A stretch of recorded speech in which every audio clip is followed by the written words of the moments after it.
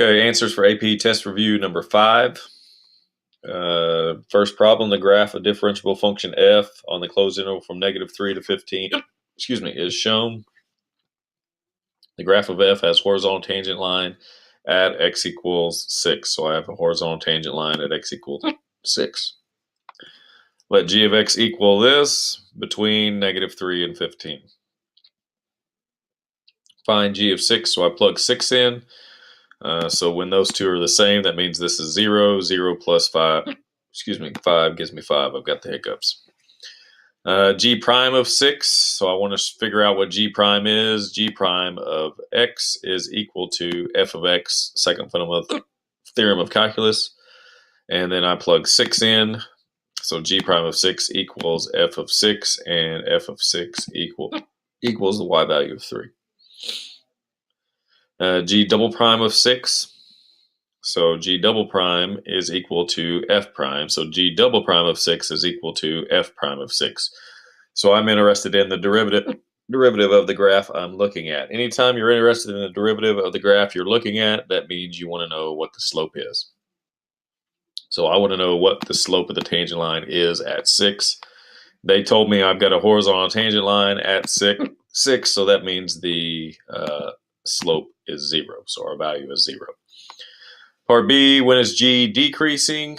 G is going to be decreasing whenever f is negative. So f is negative over here between -3 and 0, and between 12 and 15. So -3 to 0, 12 to 15, because f is negative. C, when is G concave down? G is concave down when its derivative is decreasing. Its derivative is f. This graph is decreasing between 6 and 15. So 6 to 15, because f is decreasing. Find a trapezoidal approximation for this. Intervals of 3. So trapezoid, I'm going to have the 1/2 out front, and then I need the distance between the x's, and then times my y's added up. So the first one, the distance is 3. My y values are -1 and 0. So 3 times -1 for the first one. Second distance is 3. My y values are 0 and 1. So that's going to be 3 times 1. Next one, 3 to 6 is 3. Y value is 1 and 3. 1 plus 3 gives me 4. So I get 3 times 4. Next one is going to be the same thing. Y value of 3. Y value of 1, which gives me the same thing. The next one, distance of 3, 1, and 0 gives me 1. The last one, distance of 3, 0, and -1, which gives me -1. You work that out. Our trapezoidal approximation is 12.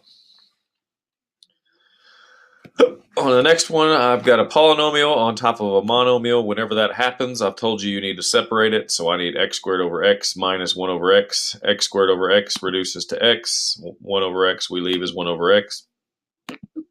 X integrates into 1/2 x squared. 1 over x integrates into the natural log of the absolute value of x. I plug in, I reduce, and we get E as our answer. All right, 3, I've got f. I want f prime of 0. So that means I need to take the derivative, plug in 0. So derivative of the natural log is 1 over the inside. So there's the inside times the derivative of the inside. Derivative of x is 1. Derivative of e to the -3x is -3 e to the -3x. Then I plug in 0. So 0 there is 0. 0 here turns this into 1. 1 plus 4 gives me 5. 0 here makes this 1. So 1 minus 3 gives me -2 on the top. So -2/5 is our answer. Which of the following statements is true about f? We went over this one in class, but we'll hit it real quick again. An odd function means that if I plug in the x value of 2 and I plug in the x value of -2, I'm going to get the same answer, but one of them's going to be positive, one of them's going to be negative. So to check this, I'm going to plug 2 in here. I'm going to plug 2 in there. If I get the same number but different signs, that means it's odd. But if I plug 2 in, I'll get 8. If I plug 2 in, I get 2. That is not the same number. Therefore, it's not an odd function. discontinuous. So we need to know whether or not this thing is continuous. As we've been over many times, there's three things that have to happen in order for something to be continuous. Limit must exist, function value must exist. Those two things must be equal. So to check the limit, I'm going to plug 0 into both of them. I get 0. To get my function value, I'm going to plug in where I have the equal to sign. So I plug in 0. I also get 0. So my limit's 0, my function value is 0. They equal each other, therefore it's continuous, therefore it's not B. F has a relative maximum. So that means we want to take the derivative of this thing. So derivative would be 3x squared. Derivative of this would be 1. So 3x squared and 1. And then if I have a maximum, that means I should change signs on either side of 0. But we said the derivative of this was 3x squared. Regardless of what I plug into 3x squared, it's always going to be positive. We said the derivative of this was 1. Regardless of what I plug in, it's always going to be 1. Therefore, it's positive on both sides of 0. Therefore, it can't be a maximum because I have to change from positive to negative in order for it to be a maximum. F prime of 0 equals 0. Since my limits are not the same, then that means f prime of 0 does not exist. Because I had 3x squared here and I had 1 here. So when I plug 0 in, I would get 0 for the top one. I'd get 1 for the bottom one. Those don't match up. If those don't match up, then that means I can't have a derivative value at that spot. So that means it has to be E. And E is saying that my derivative is always positive for everything except for 0.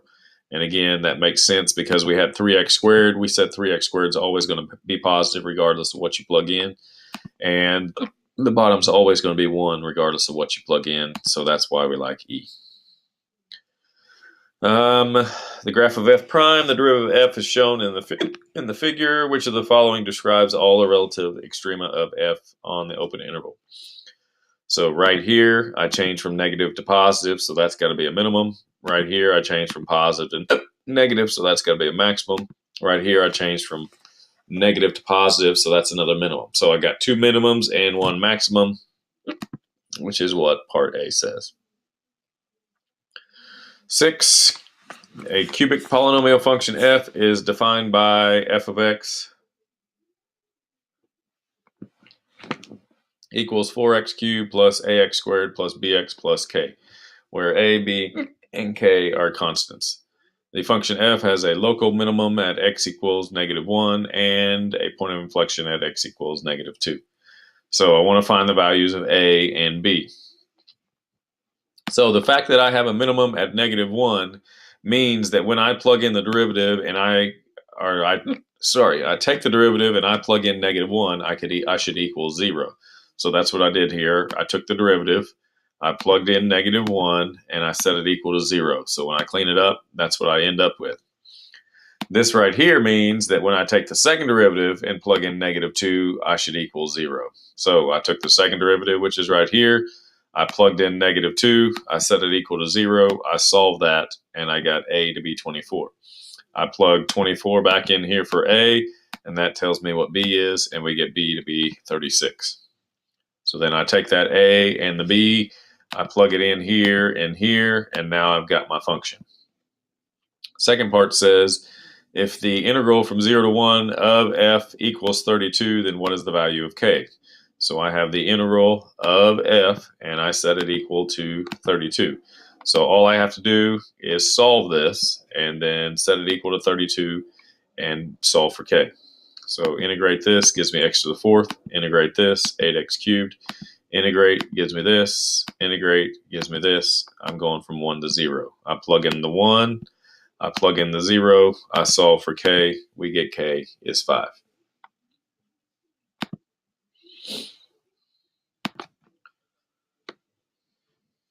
All right, number 7.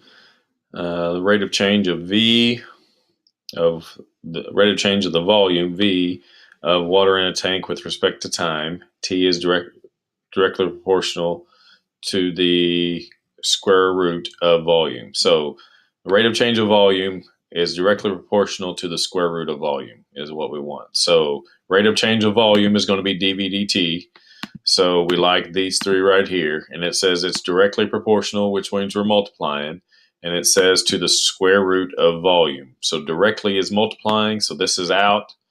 I like this one. This one has a square root, but it's not the square root of volume. So that's why we like E as our answer.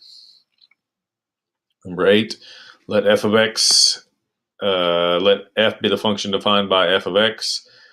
G of x equals f to the negative 1 of x, which means f to the negative g is the inverse of f. So g is the inverse of f, and g of 2 equals 1. What's the value of g prime of 2? So this is that formula we were talking about the other day. So if I want the derivative of the inverse, it's 1 over the derivative of the original times the inverse of x. Or sorry, not times. Derivative of the original of the inverse of x. So I'm going to rewrite it here, which is what I've got. So I need g of 2 first. They told me g of 2 is 1, so that means I take this out, I put 1 in, and then I'm going to put 1 into f prime. They gave me f, so I'm going to find f prime. I plug in 1, I get 3, or sorry, I get 4. I put 4 down here, so I get 1 over 4, gives me 1/4. So you need to evaluate the inverse at the x value you want, and then stick that answer inside the derivative and put that underneath 1, and that's how you find the derivative of the inverse.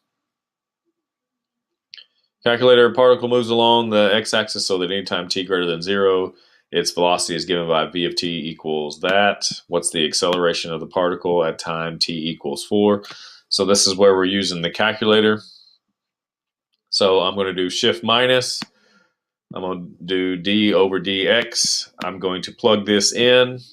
I'm going to then do the vertical bar, and then I'm going to press x equals 4. And when I do that, I should get 1.633.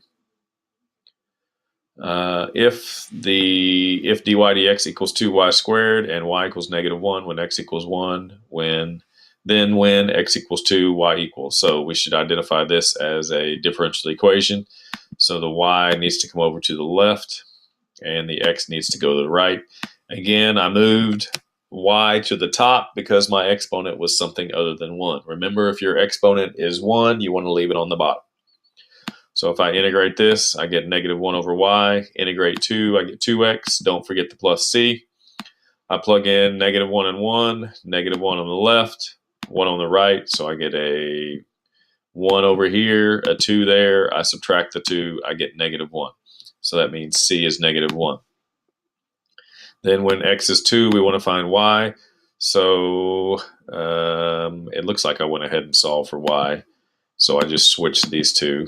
And then I plugged in 2 for x. So 2 times 2 is 4. 4 minus 1 gives me 3. So -1 over 3 is our answer. 11. The top of a 25-foot ladder is sliding down a vertical wall at a constant rate of 3 feet per minute. When the top of the ladder is 7 feet from the ground, what is the rate of change of the distance between the bottom of the ladder and the wall? So I've got the vertical, I've got the horizontal, I've got the ladder. It says it's going down at a rate of 3 feet per minute. Since it's going down, that means it's got to be negative.